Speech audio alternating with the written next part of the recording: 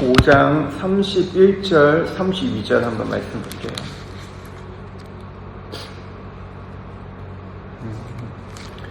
5장 31절, 32절 말씀 같이 읽겠습니다. 그러므로 사람이 부모를 떠나 그의 아내와 합하여 그들이 한 육체가 될지니 이 비밀이 그도다. 나는 그리스도와 교회에 대하여 말하노라. 아멘. 우리가 에베소서 말씀을 한 장 한 장 살펴보기 이전에 이 바울이 본 교회가 무엇인가, 하나님께서 바울을 통해서 계시한 교회는 어떤 것인가, 우리가 교회의 본질에 대해서 좀 나누려고 해요. 오늘 이 시대 교회에 대한 이 적용은 이제 내가 할 부분인데, 그러니까 교회의 본질을 먼저 우리가 깨달아야 우리가 에베소의 말씀을 이해할 수 있습니다. 그러니까 에베소에는 여러 가지 신학적 주제가 있지만 가장 중요한 주제는 교회론이에요. 교회가 무엇인가 본질을 우리에게 가르쳐 주는데, 에베소는 우리가 구약으로 말하면 출애굽기, 또 그리고 신약으로 말하면 로마서를 바탕으로 하는 말씀이 되어야 돼요. 그러니까 출애굽기나 로마서는 구원론이거든요. 그러니까 구원 받은 자들이 교회를 이제 세워가는 거기 때문에, 그러니까 이 출애굽기와 로마서가 안 돼 있을 때는요, 에베소서의 말씀이 이해가 안 돼요. 그리고 거기까지 우리가 나가지 못한다. 이 마지막 종말 때 가장 중요한 주제는 교회론입니다. 그래서 사탄은요, 교회를 뒤흔들려고 해요. 그러니까 마지막 시대 우리가 보호할 것은 교회입니다. 교회가 흔들리면 하나님의 이 구속사가, 하나님의 경륜이 흔들리기 때문에 하나님은 교회를 통해서 마지막 이제 시대, 하나님의 구속사를 진행하기 때문에 우리 이 부분들을 잘 아셔야 돼요. 우리가 오늘 읽은 31절, 32절 말씀해 보면요, 이 말씀이 조금 헷갈려요. 부부관계를 말하는 건지, 부부관계가 교회와 같다는 것인지, 교회를 이해하기 위해서 비유로 이 부부관계를 이야기하는 건지, 본문을 봐서는 이해하기가 쉽지 않습니다. 그러나 이 전체, 이 에베소 전체를 통해서 보면요, 가정을 가지고 교회를 이야기한 거예요. 부부관계 심오한 비밀이 교회입니다. 그러니까 전체 문맥 가운데 받아들여야 돼요. 이 땅에서 가장 중요한 비밀은 가정입니다. 하나님이 이 땅에 세우신, 하나님 직접 세우신 기관은 단 두 가지만 있다고 하죠. 하나가 가정이고 또 하나가 교회. 근데 가정과 교회는요, 서로 다른 것이 아니라 같은 거예요. 가정이 교회이고 교회가 가정입니다. 오늘은 이 가정을 통해서 교회가 무엇인지를 바울이 얘기하는데, 그러니까 우리 가정, 근데 결혼하셨잖아요. 부부가 되었고 자녀가 있는데 가정이 어떠세요? 내가 지금까지 태어나서부터 가정 안에 있었지만, 내가 그래서 또 하나의 가정을 이뤘고 이제 또 자녀를 낳으면서 이제 또 다른 이 가정을 우리가 세워갈 수 있도록 그 기틀을 마련하잖아요. 자녀를 낳음을 통해서. 근데 가정이 어떠세요? 쉬우세요? 어려우세요? 이해가 되세요? 안 되세요? 우리가 지금까지 살아왔던 것이 가정인데, 그리고 우리가 수많은 가정의 얘기를 들었지만 사실 이 가정이라는 게 쉽지 않아요. 그리고 이 가정의 어떤 비밀, 요즘에 보면 그런 사람들, 가정 해체론자들 있잖아요.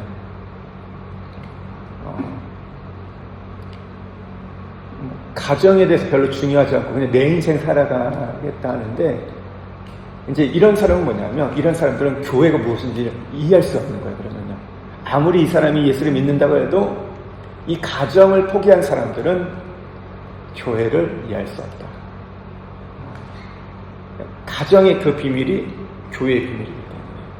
그러니까 부부의 관계, 부부가 하나 되는 게 쉬우세요? 어려우세요? 근데 부부가 하나예요, 하나가 아니에요? 이미 우리는 법적으로 하나잖아요. 부부는 빵천이잖아요. 자녀는 일천인데, 혈육관계 일천이고, 이천 이렇게 돼가지만, 부부는 뭐예요? 촌이 없어요. 하나기 때문에. 하나잖아요. 우리가 법적으로 하나잖아요. 그러니까 어떻게 해요? 저 포켓몬이 있는 것도 내 것이고, 내 포켓몬이 있는 것도 내 것이고, 우리 그러잖아요. 근데 하나기 때문에. 갖다 쓰고 주고 막 이렇게 하잖아요. 하나인데, 어떠세요? 생활하는 게 하나이기 때문에 너무, 난 정말 원더풀하다. 너무 행복하다. 부부 생활이 황홀하다. 이렇게 말씀하시나요? 그렇지 않죠.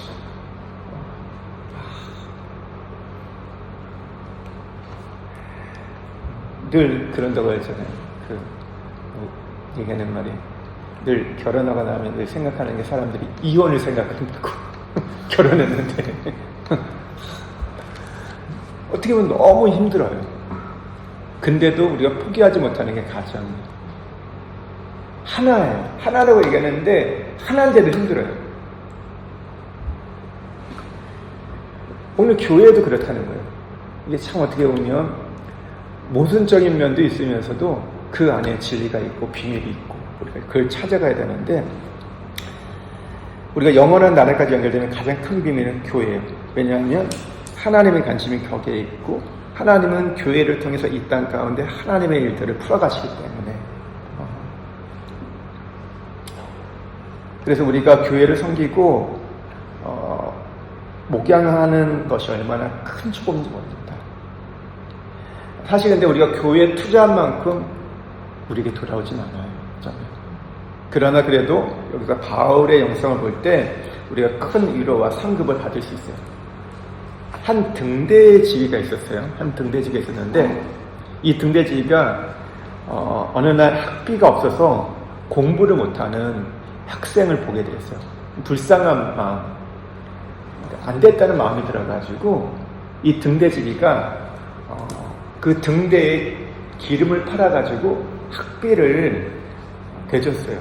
얼마나 훌륭합니까?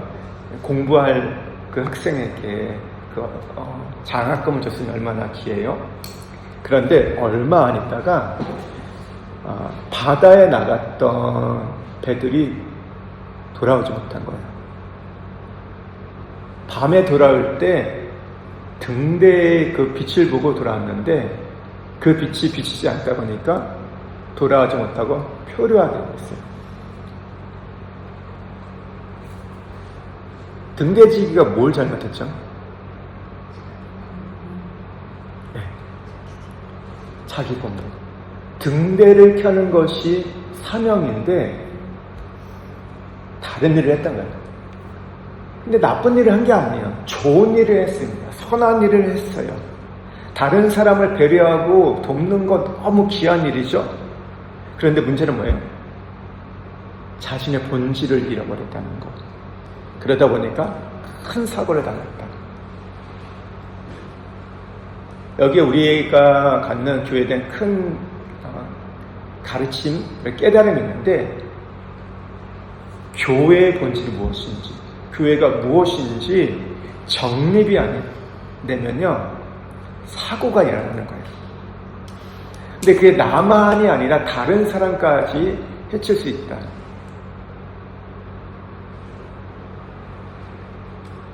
교회에 대해서 이 사람들이 얘기해보면 중구난방이에요. 자기의 생각들을 얘기해요.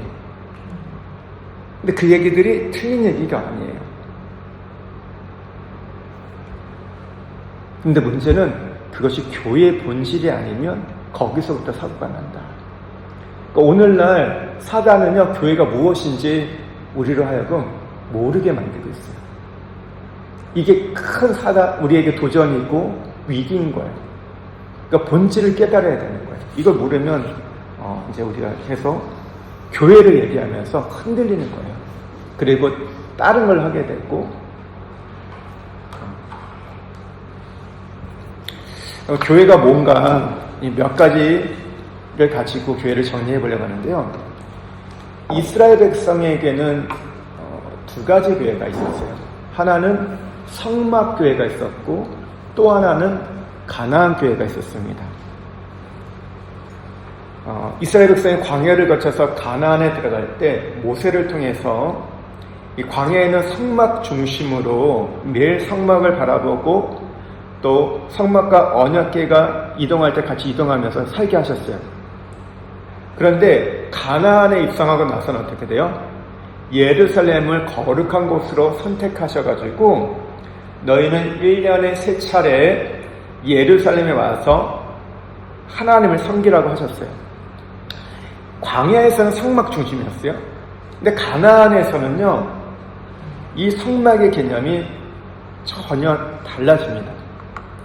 1년에 3번 지키려고 할 때 이 3번은 언제냐면요, 3대 절기 때인 거예요. 6월절, 오순절, 장막절 때 3번 오라고 했어요.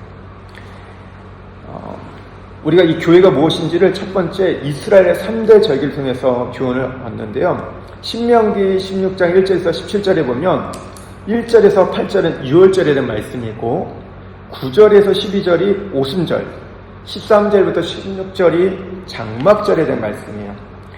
시간이 없기 때문에 나중에 한번 읽어보시는데요.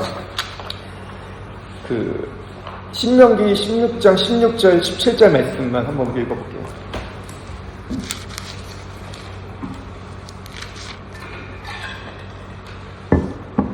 신명기 16장 16절 17절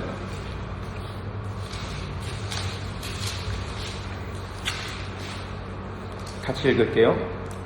너희 가운데 모든 남자는 1년에 3번 곧 무교절과 칠칠절과 초막절에 내 하나님 여호와께서 택하신 곳에서 여호와를 배웠고 빈손으로 여호와를 배웁지 말고 각 사람이 내 하나님 여호와께서 주신 복을 따라 그대로 그 힘대로 들을지라. 남자들은 모든 남자들 1년에 3번 무교절, 칠칠절, 초막절. 그러니까 무교절은요 6월절이 이 안에 포함되어 있는 거예요. 그래서 우리가 6월절이라고도 얘기하는데 첫 번째 이 교회 생활의 모델은 광야에서 훈련 중일 때의 교회 생활은요 성막 중심이에요. 광야에서 매일 삶 자체가 성막이 중심이었지만 가나안에 들어가면 3번 나에게 나오라고 했잖아요. 이게 뭘 의미하냐면요, 그러니까 광야와 가나안은 교회 생활이 다르다는 거예요. 광야는 그냥 백성들이 구름기둥 불기둥 언약궤를 따라가면 됐어요.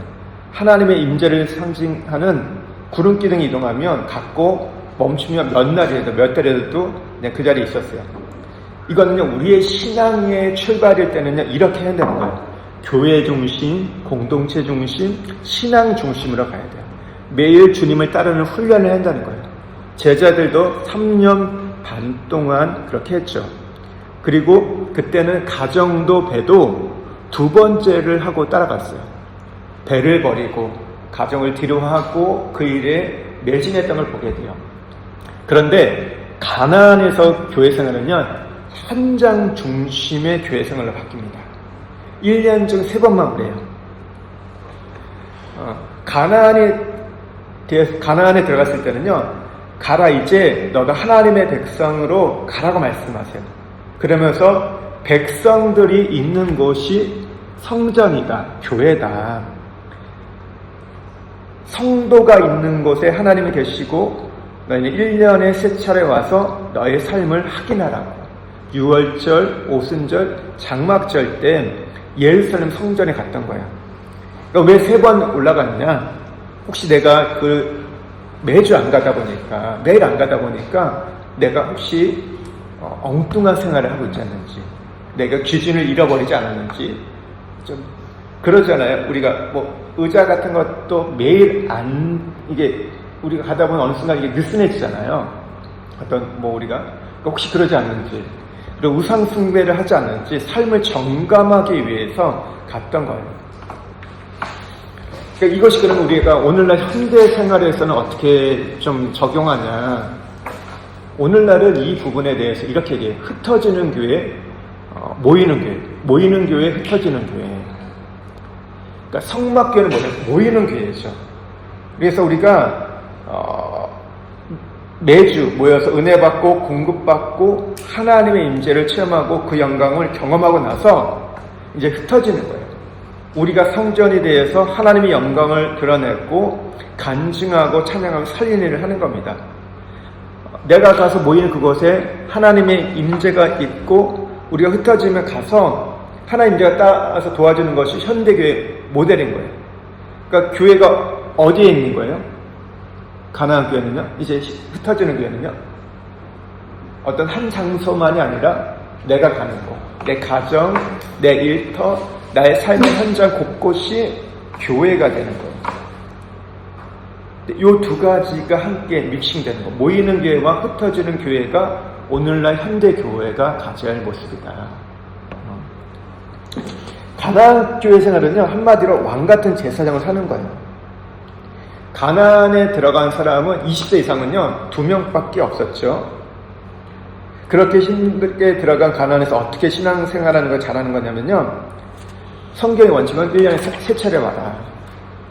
가나안 교회 생활은요 광야 교회를 통과하지 않고는 근데 할 수 없는 거예요. 내가 그냥 가나안 교회 생활하겠다 그렇게 하고 싶다고 되는 게 아니라 광야 훈련을 거치고 성숙해서 왕 같은 제사장으로 살 때만 가능한 거예요. 그래서 가나안의 이 교회 생활은요 삶이 중요합니다. 우리가 광야에서는 하나님의 스피릿, 하나님의 철학, 하나님의 사상, 가치관을 전수받는 게 목적이에요. 그래서 40년 동안 광야에서 훈련하죠. 근데 못 따라오면요 광야에서 멈추고 따라오는 자만 가나안에 들어갔어요. 근데 가나안에 들어가면 어떻게 해요? 흩어지게 했어요. 함께 다 예루살렘 살지 않고 가나안 전 지역에 12지파가 흩어져서 살았다는 거죠. 이제 하나님은 백성들에게 나를 배웠고 나를 각인했기 때문에 이제 가서 세상 내가 다 내게 속했기 때문에 나를 증거하고 보여줘라. 제사장 나라를 살라는 거예요. 너희가 있는 곳이 하나님 나라가 되어야 한다. 신약시대의 오순절 이전까지는요 모여서 위험을 감내하면서 그 당시 인구가 많지 않는 때인데도 불구하고 한 집에서 같이 모여 기도하는 거. 근데 사실 그건 굉장히 위험 부담이 있었거든요. 왜냐하면 기독교는 신흥 종교, 이단처럼 취급받았기 때문에 황제를 대항하여 또 괴수로 이렇게 오인받았기 때문에 굉장히 위험한 상황이었어요. 그럼에도 불구하고 어떻게 해요? 마가의 다락방에 모이고 모이기를 힘썼어요. 그러나 오순절 성령 강림 이후에 뭐라고 말씀하세요? 성령이 너에게 임하시면 예루살렘과 온 유대와 사마리아 땅끝까지 이르러 내 증인이 되리라. 예루살렘과 온 유대와 사마리아 땅끝까지. 예루살렘 모였는데 그 다음에 어떻게 유대, 사마리아 땅끝까지 내 증인이라고 했는데 안 갔어요. 왜냐면 모이는 게 너무 좋아가지고. 모일 때마다 막 기적이 일어나요. 막 땅이 진동해요. 거기에서 서로가 나누어요. 내 것을 여기지 않고 막 함께 나누고 공동 분배하고 막 이런 생각을 하니까 너무 좋은 거예요. 체험도 있고 구역 모이는 것도 너무 좋고 할 때마다 너무 신나는 거예요. 방언도 터지고 기적도 있고 하나님 말씀을 전할 때 막 회개하고 돌아오니까 막 부흥의 시기니까 얼마나 좋아요. 그런데 뭐라고 말씀하셨어요? 성령이 임하면 흩어져야 돼. 안 하니까 어떻게 돼요? 사도행전 7장에 보면 스데반의 최초의 순교를 시작해가지고 예루살렘 교회가 핍박을 받아요. 그러면 어떻게 해요? 핍박 때문에 어쩔 수 없이 사마리아를 가게 되고 유대를 가게 되고 땅끝 유럽까지 가게 돼요. 그러니까 우리가 보면 로마서 빌립보 보면요 갔을 때 바울이 갈 때 거기에 성도들이 있었어요. 그러니까 아무도 없는 데서 교회를 개척한 게 아니라 믿는 사람들이 있었던 거예요. 이 사람들이 누구였을까요? 핍박받아서 강제적으로 흩어졌던 사람들. 그 사람들을 통해서 교회가 세워졌어요. 그러니까 왜 박해하셨어요? 가라고 하는데 안 가니까 강제적으로. 요즘에는 그런 교회가 별로 없는데 예전에 온누리 교회가 뭐였냐면 모토가 가르치든지 배우든지 그리고 또 하나가 뭐냐면 7년이 되면 다 가라는 거였어요. 7년이 되면 이 교회에서 할 거는 다 했다는 거예요. 배울 건 다 배우고 했으니까 가라고 했던 거예요. 갔던 사람도 있지만 안 간 사람도 많았어요. 맨날 그래서 가라 목사. 예전에 하영조 목사님 그렇게 하셨어요. 왜냐면 그게 교회 본질이거든요. 여기 7년 넘으신 분들은 다 가셔야 되는데 남는 사람이 없냐 우리는. 그래서 아직 가기에는 조금 우리는 가는 거예요. 교회는요. 멈춰 있는 게 아니에요. 멈춰 있는 게 아니에요. 교회 본질은. 우리 잘 이 얘기 듣고 이제 교회 이제 떠나는 분이 있을지 모르겠는데 그냥 교회 옮기라는 얘기 아니라 가는데 어디로 가요? 가시려면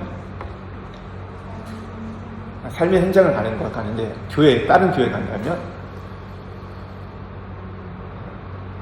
더 힘든 교회를 가면 돼요. 네. 더 필요한 교회를 가는 거예요. 지금 큰 교회로 갈 생각하지 마시고. 그건 가는 게 아니에요, 지금. 그러니까 안주하러 가는 거죠. 안 가도 돼요, 그 교회는 사실. 그게 아니라 다른 데로 가는 거예요. 더 어떻게 보면 척박하고 힘들고 그런 데로 가면 오케이. 그럼 파송해 드리겠습니다. 그거예요, 지금. 왜요? 내가 가서 세상으로 가서 바꾸고 섬겨야 되는데 안 가니까 핍박을 하셨어요. 그리고 성령세를 주시고 이방인 사도 바울을 통해서 세계 선교가 이루어지게 흩어지는 것이 하나님의 방법인데 그 대신 세 가지 확인하는 게 중요해요. 흩어지는 것만이 목적이 아니에요. 가서 뭐예요? 내가 하나님의 성전이 돼야 되고 내가 가는 곳에 하나님의 임재가 따라되고 내가 말하는 거 내가 직장 생활하고 해 나갈 때 하나님이 함께 따라가는 그 사람의 그 어떤 실력과 자질이 우리에게 필요해요. 오늘 그것이 바로 3대절, 세 가지인데 이 세 가지가 꼭 있어야 돼요. 가기 위해서는. 첫 번째 뭐냐? 유월절이에요. 이건 어린 양의 피에 계속 우리가 자녀됨의 축복을 가져야 되는데요. 민수기 9장 10절에 14절에 보면 여기 보면 또 유월절을 지키란 말이 나오고 양고기, 무교병, 순나물을 먹으라. 우리가 출애굽할 때도 이 말씀이 나오잖아요.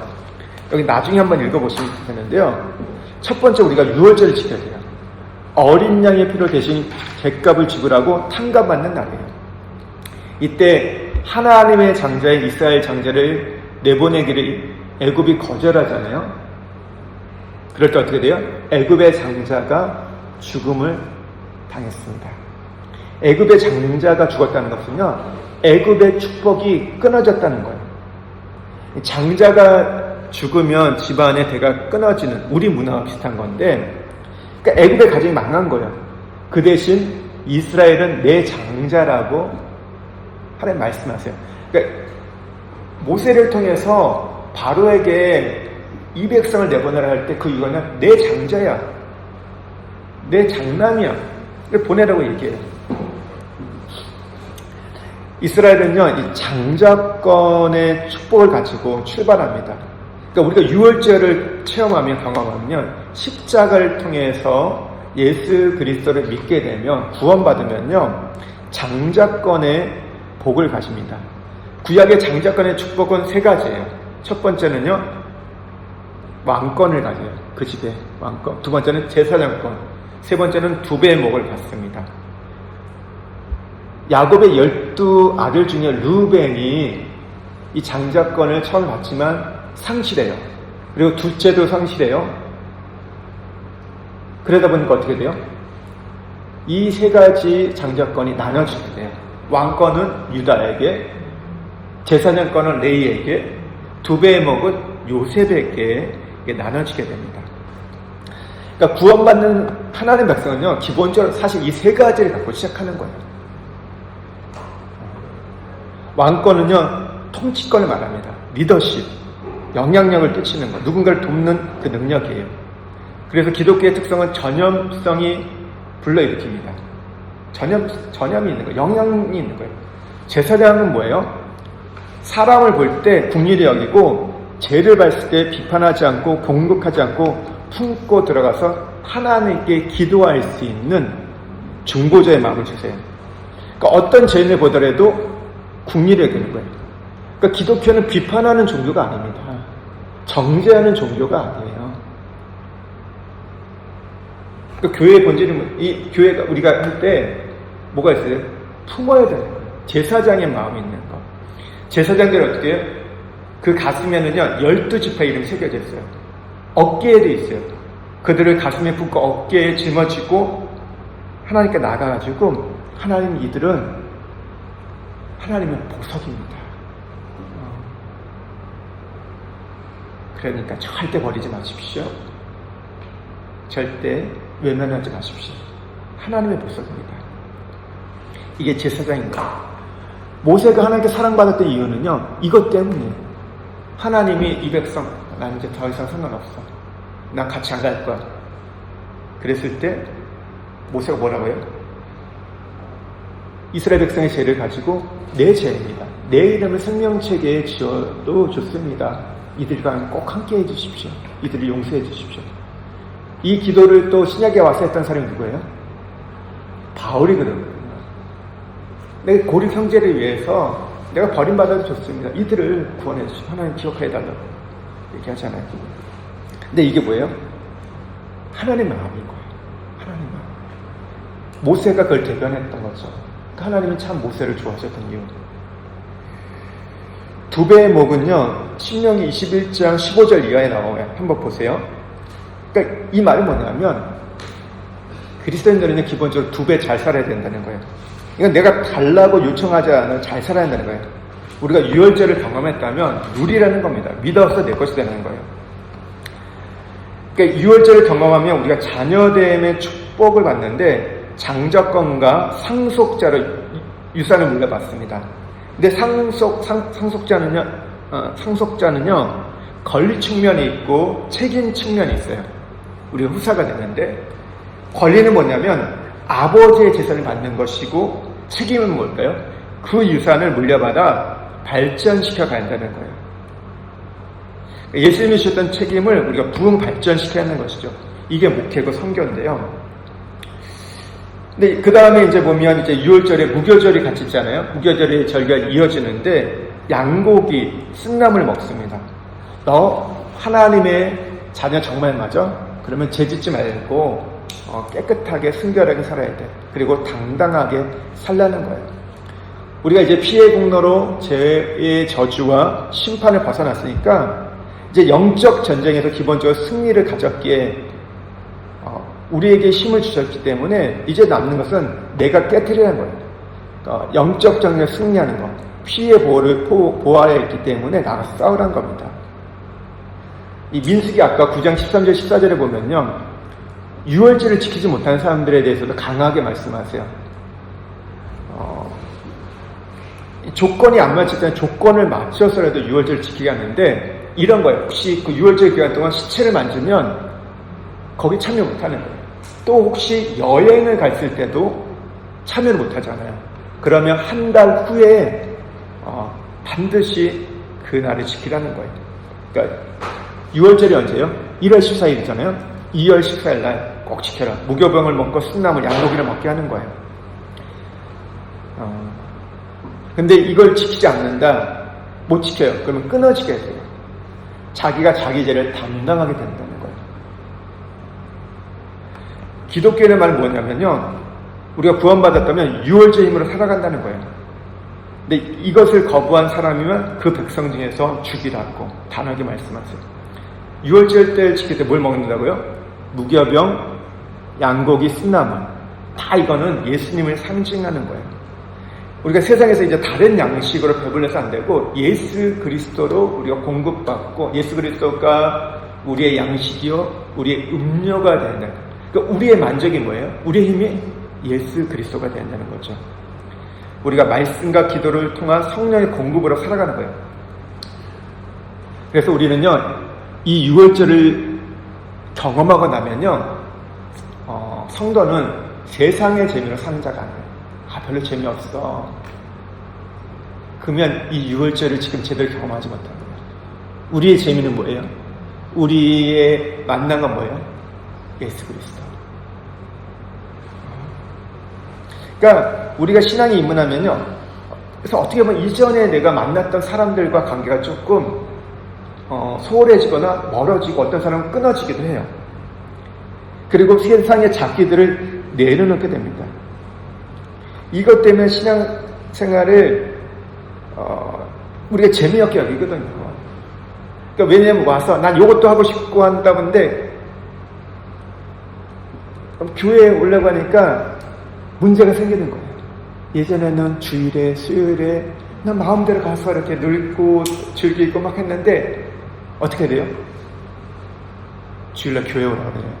수요일날 예배 오라고 하고 그것만 아니라 화요일날 와서 인면 문화강의 성기라고 하고 또 목요일날은 구역 이제 모임하라고 금요일날은 또 뭐예요? 기도회 만날 틈이 없어. 근데 난 바쁘다. 근데 마음에서 하는데 근데 진짜 예수님을 제대로 맛본 사람은요 그 선하심을 맛본 사람은 어떻게 돼요? 그게 별로 맛이 없는 거예요. 그러니까 죄송한데 골프가 그렇게 재미가 없는 거예요. 축구가 그렇게 재미가 없는 거예요. 막 운동이 그렇게 재미가 없는 거예요.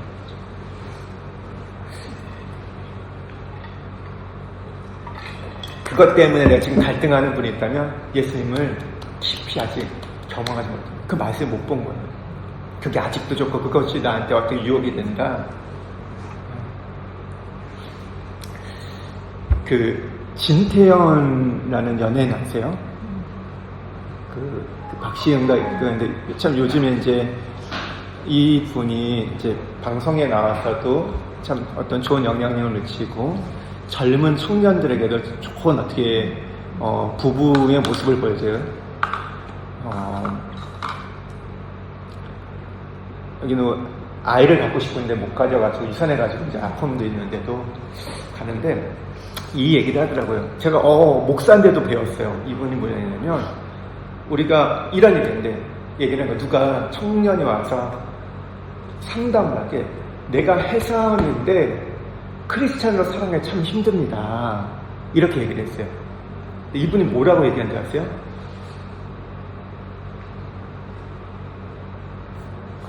크리스찬으로서 회사 생활을 하세요. 회사원으로서 크리스찬으로 살아가는 게 아니라 내 정체성은 크리스찬이고 그러면서 회사 생활을 하고 내가 연예인으로 그 직업을 갖고 일하는 것이지 내가 이 연예인인데 크리스찬이기 때문에 힘들다. 그게 아니라는 거예요. 내가 크리스찬이다 보면 그 회사 생활하는데 어려움이 있다는 거죠. 부딪힘도 있다는 거예요. 그런데 크리스찬이 되면 이게 내 정체성이 그게 본질이잖아요. 근데 삶이 정리가 된대요. 우린 이걸 뒤집어 놓고 맨날 얘기하다 보니까 계속 갈등이 생기는 거예요. 난 분명하다. I'm 크리스찬. 나는 그 보면. 그러니까 예수 믿으면 우리가 유월절 가면 커밍아웃 하는 거야. 난 그리스도인입니다.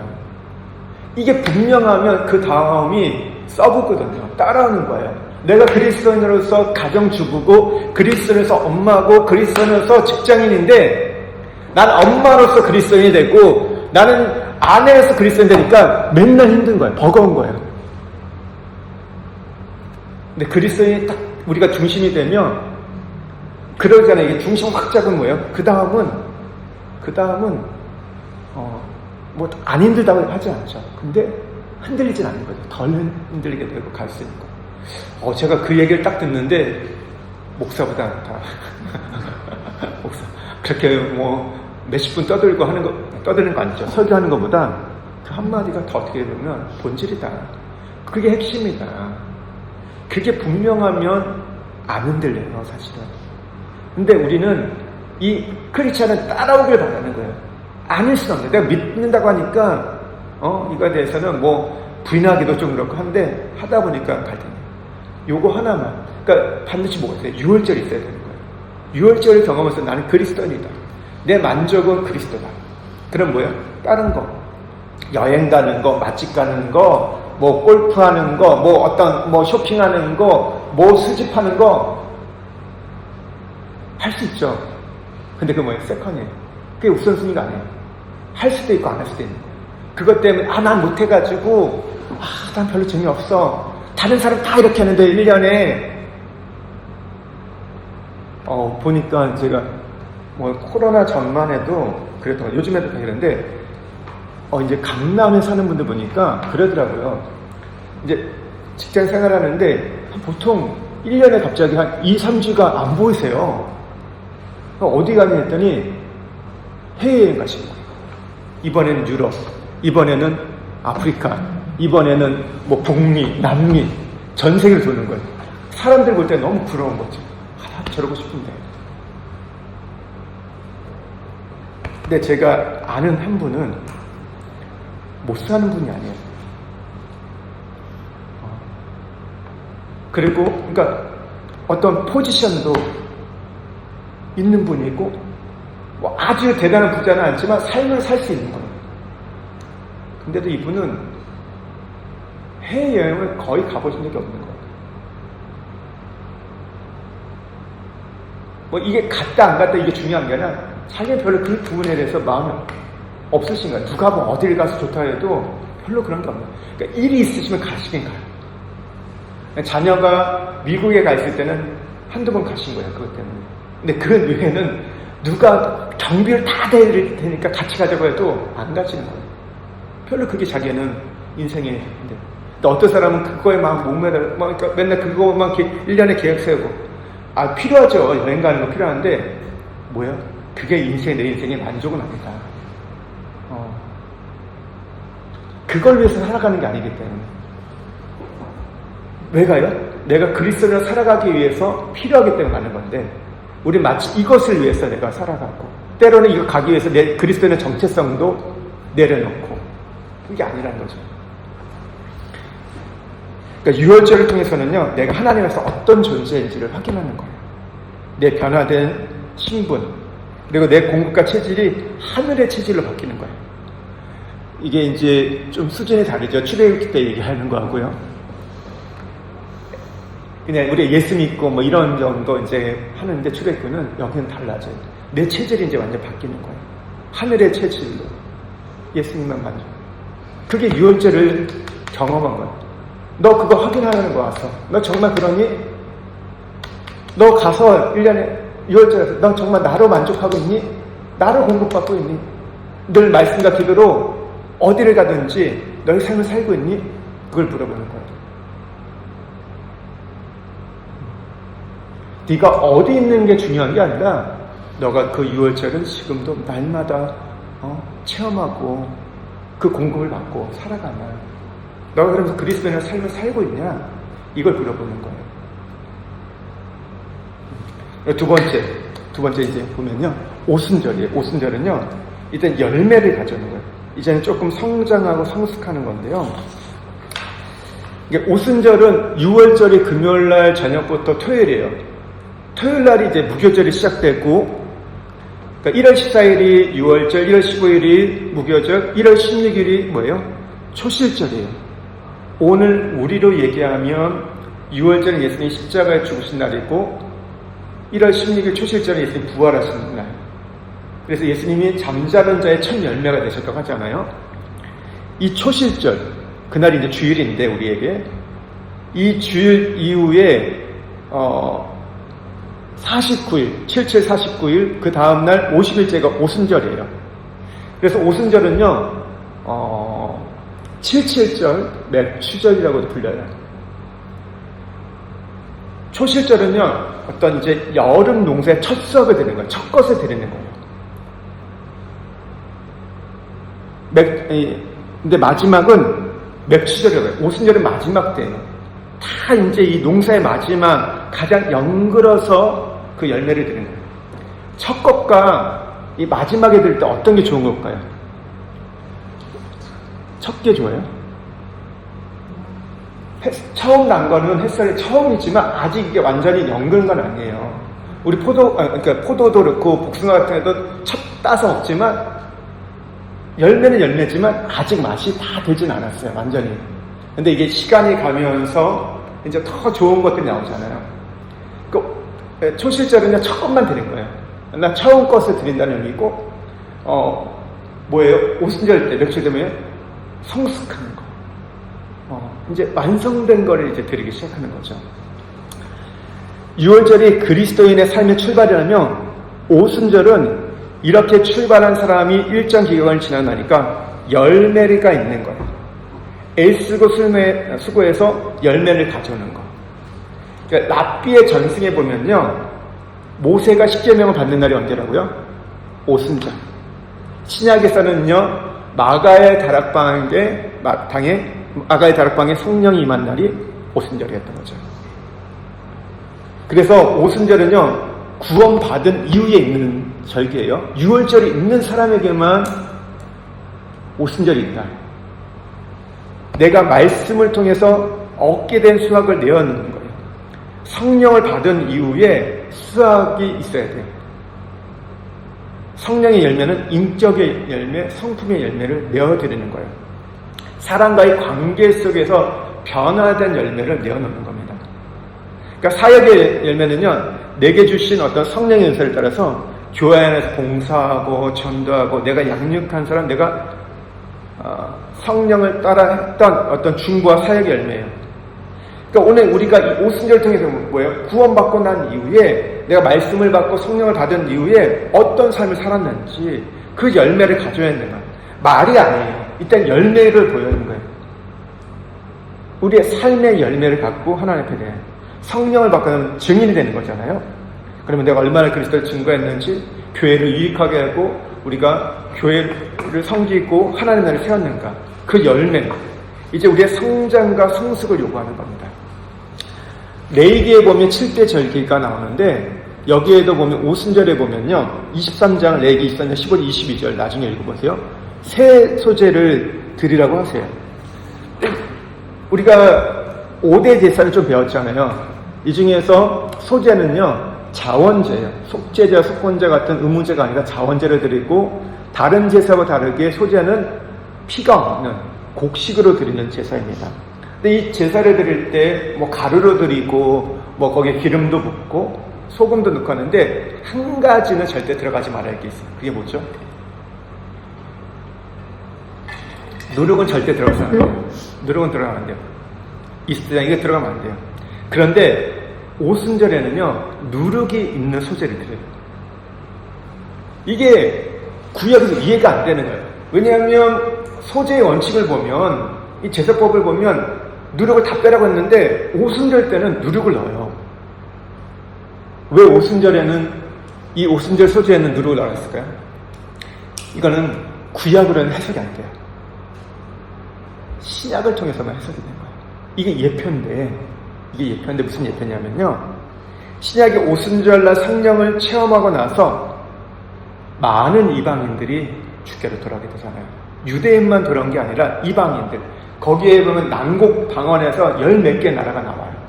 곳곳에서, 이곳에서, 뭐 유럽에서, 아프리카에서 곳곳에서 사람들이 몰려와요. 그런데 변화되어서 들어온 건가요? 변화되지 않는 가운데 들어온 건가요? 성령 체험을 했어도 변화되지 않는 가운데 들어온 거예요. 이방인의 문화를 갖고 그냥 들어왔다는 것이죠.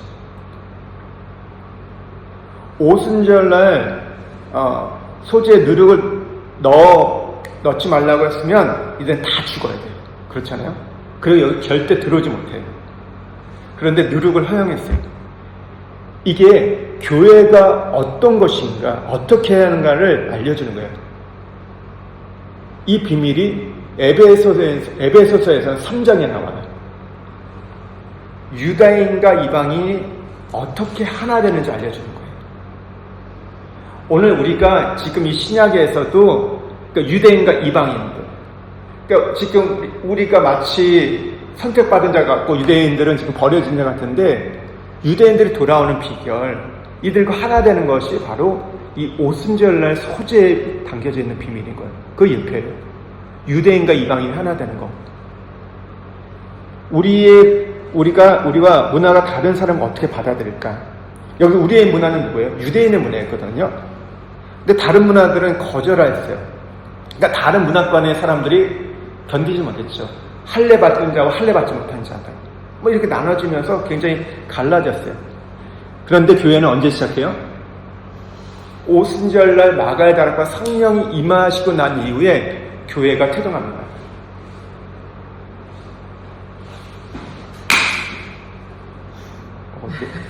내가 물린 것 같은데 이거 내 피 같은데.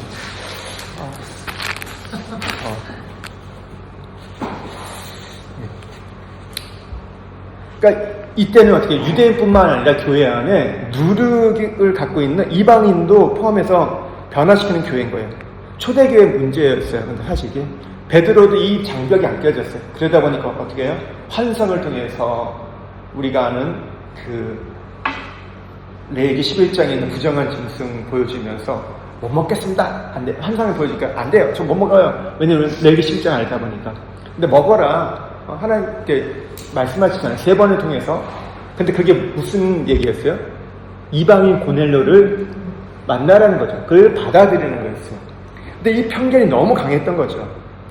하나님이 그러니까 이게 예루살렘 교회가 너무 이게 강하니까 어떻게 해요? 예루살렘 교회가 아니라 안디옥 교회를 이제 세계 선교 중심을 세우잖아요. 안디옥 교회는 뭐예요? 너도 나도 다 들을 수 있었거든요. 오순절날 우리가 하게 되는 건요, 우리끼리 제한 짓고, 뭐 승절을 살고, 우리끼리 모여가지고 꽁냥꽁냥하고 재미있게 지내고, 밥 먹고, 뭐 예배하고, 그런 게 아니에요.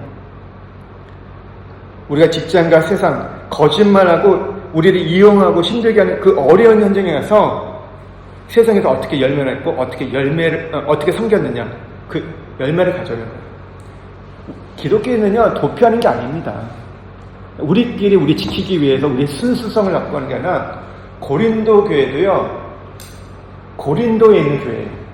가장 음란하고 타락한 곳에 고린도 교회가 있었어요. 교회는 세상 밖에 있는 게 아니라 세상 한복판에 들어가는 거예요. 너희들이 그렇게 하는 거. 거짓이 있고 음란이 있고 불의가 있는 그곳 가운데서 삶을 살아가는 거. 그리고 열매를 가져오라는 거예요. 그리고 오순절 특별할 게 뭐냐면 가난한 자 거류민을 위해서 남겨두라고 했어요. 이 땅에 곡물을 멜 때 다 죽지 말고 이삭을 뵙지 말라는 거예요. 이런 것들을 나눠 먹을 사람을 의식하고 살라고 얘기합니다.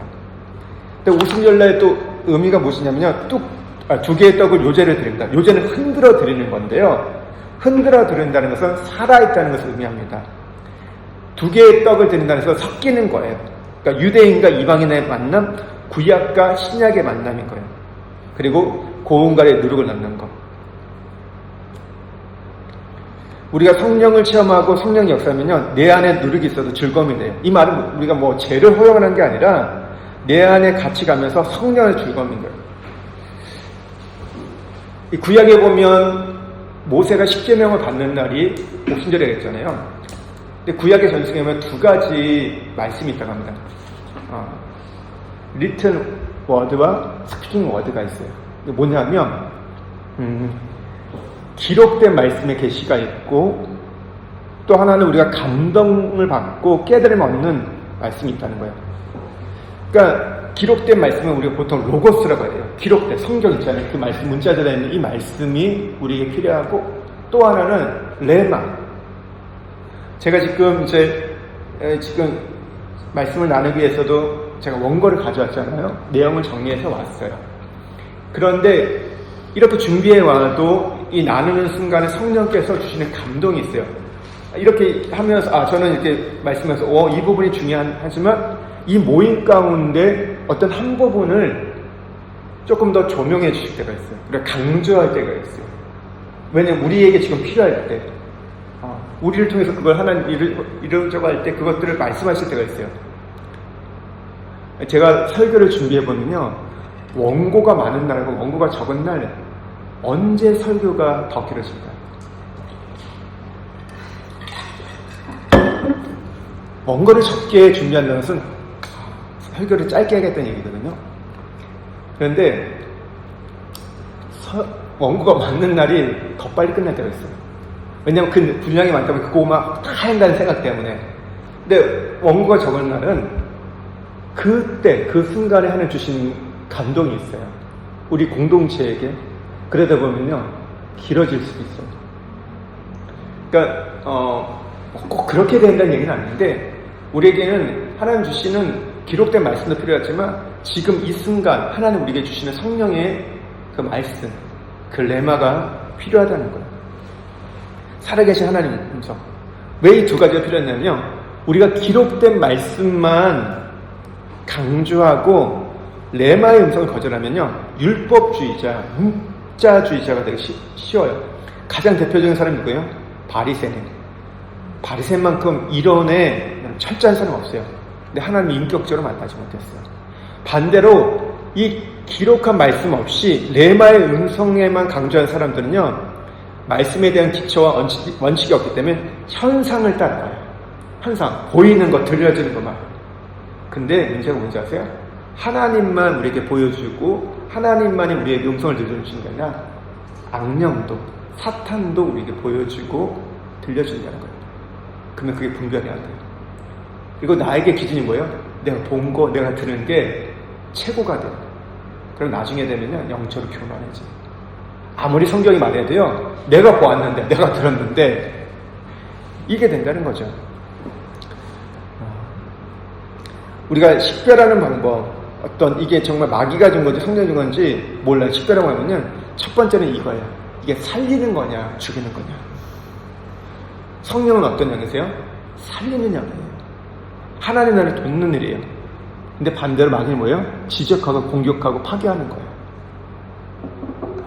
이 보고 듣는 분들, 이게 은사할 수도 있는데 이분들이 제가 지금까지 경험하면서 참 귀하게 쓰시는 분도 있지만 문제가 되는 분들은 뭐냐면 그걸 컨트롤 못해요. 잘 컨트롤 못해요. 내가 본 거 들은 거에 대해서 누군가에게 얘기해 줄 때 다 얘기해 주는 거 좋은 게 아니거든요. 그 사람의 어떤 영적인 수준과 어떤 이해를 갖고 접근해야 되는데 그냥 얘기를 해요. 그러니까 뭐냐면 상대방은 들을 만한 준비가 안 된 거예요. 그러니까 반감이 생기는 거예요. 그러다 보니까 멀리하게 되고 떠나게 되는데, 그러니까 그 성령께서 주신 부분들 전해야겠죠. 하지만 그 부분들 잘 지혜롭게 해야 되는데, 그러니까 왜 교회 안에서 목양에서 그게 그래도 안전하면요, 목회자는 성도를 알잖아요. 알지 않아요?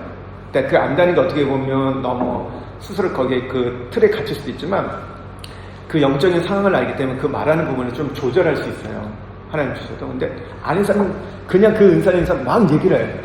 최근에도 저도 누구한테 좀 들었는데 그것 때문에 실족한 분이 있더라고요.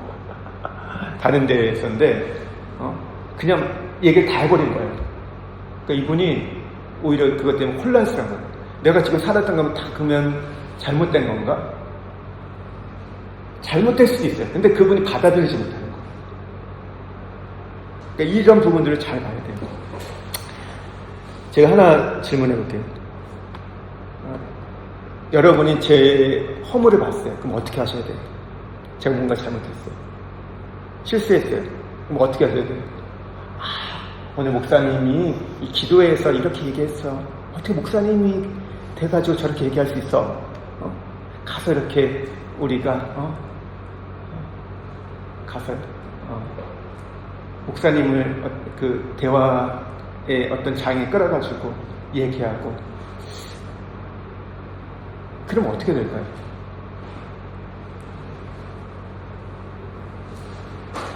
그거는 나한테도 유익이 안 되고 그거 듣는 사람한테도 유익이 안 되고 교회에도 유익이 안 돼요. 목사는 완전하지 않습니다.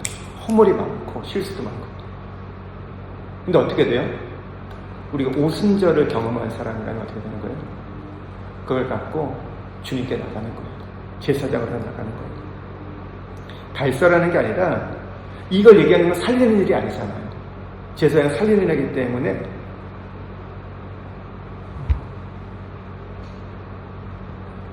가슴에 품고 가서 기도하는 거.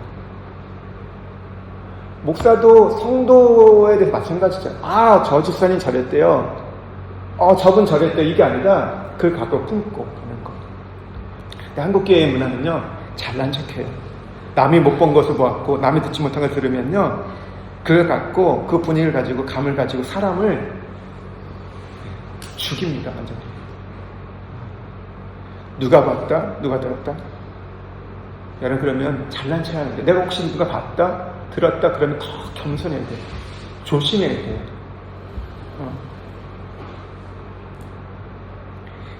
우리가 그것을 하나님 나라에서 써야 되는 거지 누굴 잡기 위해서 쓰는 게 아니거든요. 한국교회는요, 그래서 은사를 가지고 이렇게 부흥한 것이 없어요. 됐다가 금방 또 꺼집니다. 은사가 나쁘다는 게 아니에요. 이게 필요 없다는 얘기도 아닙니다. 은사는 필요해, 도구기 때문에. 근데 우리가 그 중심에 뭐가 있어요? 합리지어도 있고 하는 말씀이 중심이 돼야 돼. 현상을 쫓아가면 다 무너져요. 그러니까 우리가 기록된 말씀이 없으면요, 레마의 음성을 분별하지 못하게 되는 거예요. 근데 또 우리가 이 기록된 말씀만 갖고 있으면요, 레마의 음성 못 들으면요, 우리가 몸이 건조해져요. 문자주의가 돼서 사람을 오히려 비판하고 판단합니다. 앞으로 우리가 영적 현상들이 많이 일어날 거예요.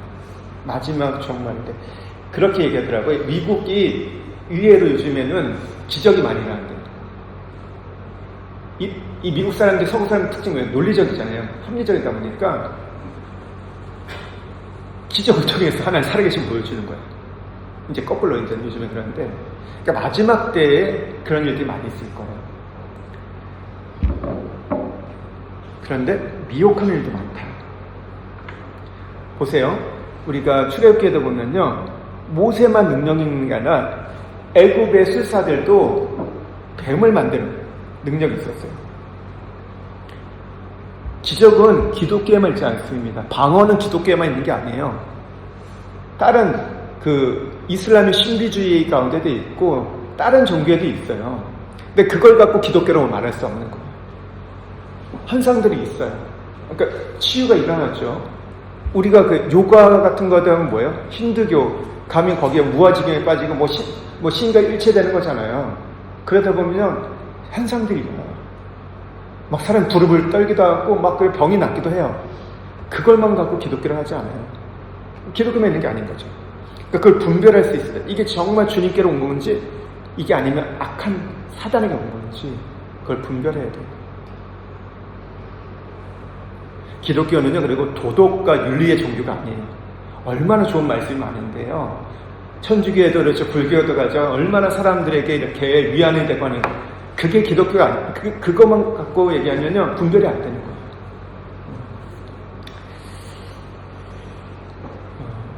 오순절은 두 가지 열매를 둬야 돼요. 구약에 주셨던 말씀의 열매, 신약에 성령의 열매. 신약은 은혜 시대에 이게 통합돼야 돼요. 그러니까 두 가지 열매를 갖고 우리가 근데 뭐 하냐? 가난한 자, 소외된 자를 배려하는 거예요. 그러니까 우리가 어떤 나만을 위한 성령, 나만을 위한 성경 공부하는 거예요. 나보다 못한 사람에게 흘려보내는 거.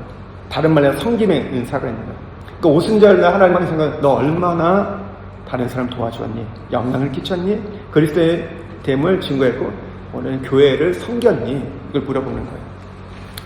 마지막 하나가 이제 초막절이에요. 초막절인데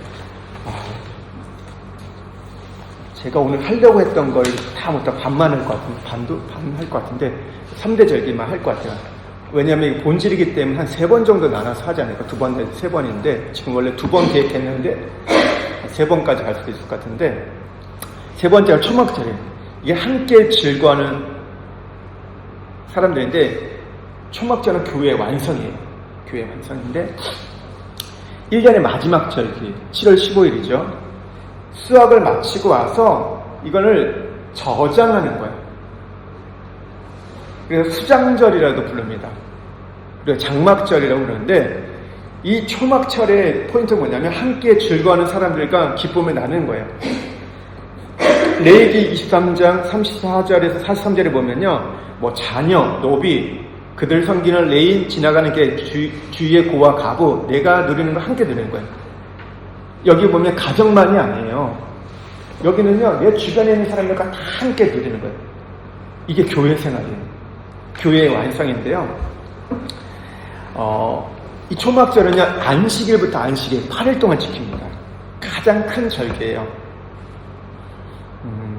이 정상적으로 집을 살다가도 초막절이 되면요, 광야로 나옵니다.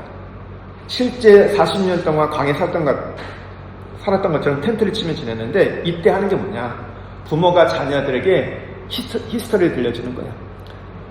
우리 민족, 이스라엘 백성들의 그 구원의 역사, 그리고 하나님의 그 창조부터 얘기를 전하는 거예요. 우리는 지금 기록된 말씀을 갖고 있었지만, 구약의 백성들은요, 말씀이 그렇게 있지 않았거든요. 그들은 구절이었어요. 부모가 자녀에게 딜리버리 했던 거예요. 그 특별히 이 초막절 때 8일 동안 장막에 가서 그 이야기를 전하고 내가 만난 그 예수님의 만난 하나님에 대해서 그 신앙에 대해서 전달하는 거예요. 그러니까 자기 부모에게 받았던 거. 근데 그게 자기만이 아니라 나는 부모에게 받았던 거, 나는 내 자녀에게 그것들을 딜리버리 하는 거예요. 교육시키는 겁니다.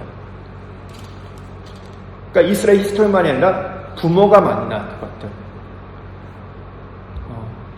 우리 그 신명기 31장 10절에 13절에 보면요. 그러니까 초막절날 그래서 자녀에게 가르치고 지키게 하는 거예요. 그 훈련의 목적은 전달을 가르치는데 그 목적은 뭐냐면 하나님을 경외하기 위해서 이렇게 하는 거예요. 우리 신앙생활의 최고의 꼴은요, 교회입니다. 교회 생활은요, 같이 사는 거예요. 그러니까 먼저 들어온 신앙의 선배가 나중에 들어온 후배들에게 신앙을 나누는 거예요. 우리가 그래서 교회 구역장이 있고 구역원이 있잖아요. 그래서 구역장이 구역원에게 딜리버리 하는 거예요. 허물도 약점도 부족한 거 풀고 10년, 20년 나는 거. 섬기고 세우고 격려했다가 때로는 강하게 질책도 하는 거예요. 격려주지만 있는 게 아니에요. 때로는 직면도 시키고 때로는 질책도 하는 거예요. 그래서 세워가는 거예요. 마치 부모가 자식의 평생 살아왔던 것을 나는 것처럼 교회도 나는 거예요. 그러니까 초막자는 영적 자녀를 내가 양육과 섬기고 나누는 건데 이거 누가 해야 되면 성숙한 성도들이 해야 되는 거예요. 오늘 6월절을 경험한 사람, 오늘 오순절을 경험한 사람이 이 일들을 해야 되는 거죠. 근데 교회가 양육하고 훈련하지 않는 것은 그냥 유지하는 성도를 만드는 거예요. 근데 대부분의 교회가 이렇게 가고 있는데요. 근데 건강한 교회는 뭐냐면 이 6월절을 경험하고 오순절을 경험하고 초막절을 함께 경험케 해줘야 돼요. 이게 교회 생활이기 때문에. 사상이 전수되는데 어떤 그 스피릿이 전수되는데 요즘의 교회는 뭐냐면 마치 그 아카데미 장소 같아요. 세미나 장소 같은 거예요. 교회는 반드시 딜리버리 해야 돼요. 신명기 23장 1절 2절 말씀을 한번 좀 볼게요. 이 초막절이 없으면 무슨 문제가 일어나냐. 우리가 이런 딜리버리가 없으면 23장 1절 2절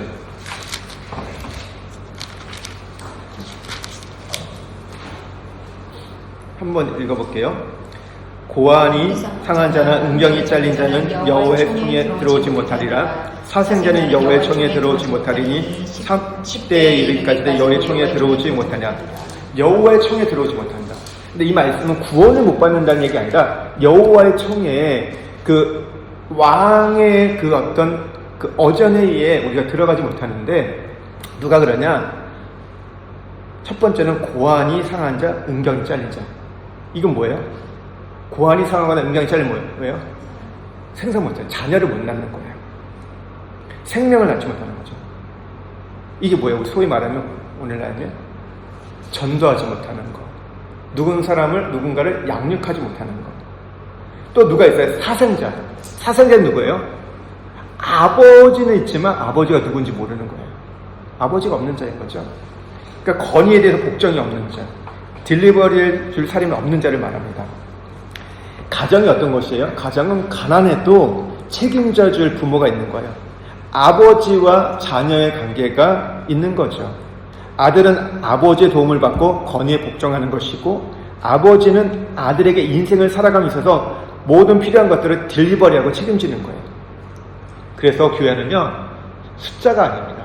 재정이 아닙니다. 건물이 아니고 조직이 아니에요. 만약에 그렇게 교회에 대해서 우리가 정의한다? 그러면 그게 비극이라는 거예요. 우리가 교회를 할 때 가장 먼저 떠올리는 게 뭐예요? 수를 얘기해요. 그 교회 얼마나 커? 교회 건물이 있어? 그 교회 재정은 어때? 빚이 있어? 없어? 사람들이 그러죠? 교회 건물이 없으면 안 가고 교회 건물이 있어도 빚이 있으면 안 가려고 해요. 내가 부담하기 싫다는 거죠. 짐지기 싫다는 거. 만약 그게 교회라고 생각하기 때문에. 근데 교회의 본질은 뭐예요? 아버지가 있고 내가 어느 정도 성장해서 내가 케어할 자녀가 있는 거예요. 고환에 문제가 생겼거나 음경이 상한 자는요, 씨를 못 낳는 사람, 생명을 낳지 못하는 사람은, 뒤집어서 전도하고 생명 양육을 못하는 사람은요, 초막절을 못 경험하는 거예요. 그러니까 이거예요. 지금 나를 중심으로 놓고 내가 지금 나한테 영적인 멘토가 있냐, 나한테 영적인 아버지가 있냐, 그리고 내 밑에 뭐예요? 내가 지금 양육하는 사람이 있냐. 그러니까 지금 그런 사람, 그런 분들, 나는 못해, 나는 구역장 못해, 나는 뭐 이런 거 일자리 때 못해, 이렇게 얘기하는 분들은 뭐예요? 난 초막절 필요 없다.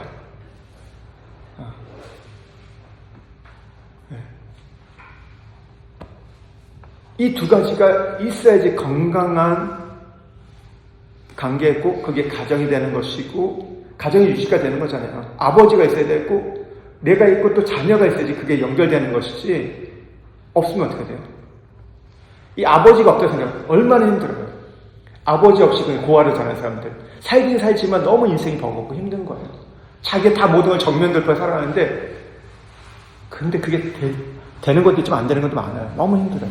근데 내가 열심히 살았지만 또 내 밑에, 내 아래 자녀가 없어요. 그래서 아무리 내가 영화를 누려도 그건 끊어지는 거예요. 이게 딜리버리 되는 거예요. 그래서 우리가 지난 주일에 말씀드린 복음의 4세대. 내 중심으로, 내가 이제 복음의 4세대는 나를 통해서 자녀를 낳고, 자녀가 또 자녀를 낳고 자녀까지 낳는 4세대까지, 아브람과 이삭과 야곱과 살아계신 하나님까지 가야 되는 거죠. 사생자는요, 아버지를 모르는 거예요. 아버지가 없는 거예요. 근데 오늘날 우리 한국교회는요, 아버지가 없는 사람들이 너무 많아요. 영적인 목자가 없이 살아가는 사람이 너무 많아요. 나를 책임질 사람도 없고, 그러면서, 기분 나쁘면 다른 곳 가버리고, 아무 데나 교회 가는 거. 이처럼 비극적인 게 없는 거예요. 그러니까 이거는 어떻게 보면 목자의 책임이죠. 목자들이 정말 선한 목자는 뭐예요? 목숨을 버리고 군인이 아니다. 목자의 마음을, 내가 죽어서라도 섬기겠다, 이 마음 갖는 목자가 점점 신이해지는 게 오늘 우리 시대의 불행이고, 또 나는 내 마음에 안 맞아. 감정에 보니까 좀 그러면 나 언제든지 딴 데 가서 여기만 교회냐 하는 이 말이 이 시대의 비극이에요. 가나안 교회, 그러니까 이 부분들이 우리가 어떻게 어느 정도 그들의 어떤 상처와 그것 때문에 좀 이해는 됐지만, 그게 이 시대에 사단이 우리에게 주는 교회를, 이 본질을 잃어버리게 하는 거예요. 그러니까 교회는 모이는 게 전부가 아니에요. 이 관계가, 영적인 관계가 형성 안 되면 어려워지는 거죠. 우리가 생각해 보세요. 우리 기분이 나쁘다고 해서 가정을 떠나나요? 기분 상해도 가정을 못 떠나요. 현대교회는 본질을 모르기 때문에 이상한 곳을 해요. 내가 조금만 누구하고 관계 안 좋고 다투고 내가 원하는 거 안 하면 그냥 훌쩍 떠나버려요. 내 교회 안에는요, 내 아버지가 있고 내 자식이 있어야 건강한 교회입니다. 한국교회가 제자훈련을 했는데 이게 본질이 아니라 방법론적으로 많이 갔어요. 교회 성장을 위해서 하는 거. 생명을 전수하고 생명을 낳아야 되는 거예요. 생명을 낳지 못하면 내가 여호와의 청에 들어가지 못한다. 우리가 아버지가 되고 멘토가 되고 그 스피를 가지고 낳아야 되는 거죠. 이게 교회 생활이고 초막절이에요. 그러니까 느헤미야가 바벨론 포로에서 돌아왔을 때 했던 일이 뭐냐면 초막절을 지키면서 율법을 낭독했어요. 느헤미야 8장 14절에 18절에 보면요, 초막에 모여서 했던 게 뭐예요? 하나님의 말씀, 하나님의 스피릿 사상 정신을 전수했던 거예요. 그러면 느헤미야 이스라엘에는 누가 계셨나요? 하나님이 계셨어요. 하나님으로부터 받은 것을 딜리버리 했다는 것이죠.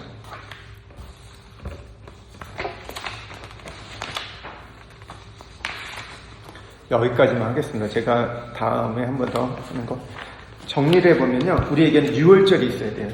십자가의 어떤 경험, 내가 하나님의 자녀됨에 대한 이런 부분들이 있어야 되고, 두 번째는요, 내가 건강하게 성장해서 영향력을 미치고 열매를 조금씩 내어넣어서 가부, 그 다음에 나그네를 배려하기 시작해야 돼요. 장막절은 뭐예요? 내 자녀를 데리고 신앙을 딜리버리하는 것, 내 역사 경륜 속에 있었던 것들을 다른 사람에게 전달하는 것들. 이 세 가지가 있어야 되고, 이 세 가지가 있어야 되고, 이 세 가지를 그래서 와서 점검해라. 이게 가나안 교회라는 거죠. 여기까지 하겠습니다. 제가 다음 주에 한번 이 부분은 신약의 모델과 연결해서 얘기하고, 다음 주에 이제 바울의 몸신앙, 교회에 대해서, 교회론에 대해서, 바울의 교회론에 대해서 한번 다음 주에 나눌게요. 여기까지 하겠습니다. 시간이 오늘 좀 많이 가니까요.